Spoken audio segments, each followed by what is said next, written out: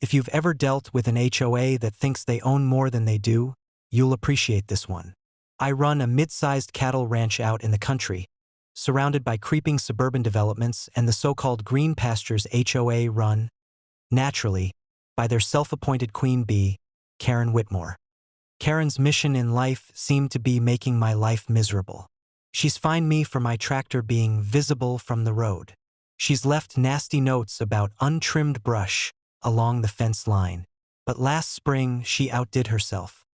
It started when I decided to experiment with an old trick my granddad taught me: drying cow patties in the barn for organic fertilizer. We'd cleaned out the winter pens, scooped up all that manure, and stacked it neatly in the back section of the old red barn. I planned to spread it on my hay field once the ground thawed. About a week later, I heard through the grapevine that Karen had been telling people I was hoarding wheat for profit, that my barn was stuffed with unreported grain I was selling without a license. She claimed it was driving rats into her development and demanded the HOA take action. I thought she was bluffing until one afternoon, I drove back from town to find a whole caravan of SUVs parked by my barn.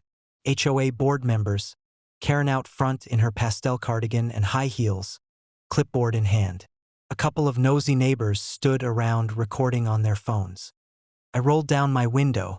"What's this, circus?" Karen strutted over, waving her clipboard like a sword. "We have authority under Green Pastures HOA bylaws to inspect any agricultural storage that might pose a pest threat to the community." I laughed so hard I nearly choked. "Karen, you don't have authority on my property. This ranch isn't part of your HOA."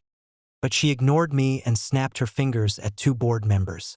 They unlatched the barn door and pushed it wide open, like they were about to find a mountain of golden grain. Instead, they got hit with the smell first. Even from 20 feet back, you could see their faces change. Inside, stacked to the rafters, was my carefully dried mountain of cow dung, solid, sun-baked, crumbly. Perfect for next season's fertilizer. Not so perfect for Karen's big reveal. She stood at the door, nose wrinkled, eyes watering. This is, what is this?" I stepped beside her, hands on my hips. "That's all manure, Karen. Dried cow pies. Certified organic. For fields. Maybe you'd know if you'd ever spent a day on a ranch." One of her board members gagged. Another bolted outside to puke in the gravel. Karen's phone slipped from her hand and landed right in a pile that had fallen off the stack. She let out a shriek like I'd never heard.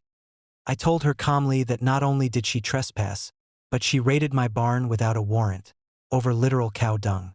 She threatened to call the sheriff. "Good idea," I said, so I called him first. When Deputy Miller showed up, he couldn't keep a straight face. He made Karen explain exactly what she thought she'd find. Then he pointed out that any further HOA raids on my ranch would earn her a nice trespassing citation, maybe more. Karen sputtered something about community safety and tried to wipe her phone off on her cardigan. The HOA board members shuffled away like scolded kids. I got an apology from the deputy, who suggested maybe I put up an extra lock or two. The next day, I made a big show of posting a new sign on my barn door: "Private property. Cow manure only. Enter at your own risk." Funny enough, the fines and nosy inspections stopped after that.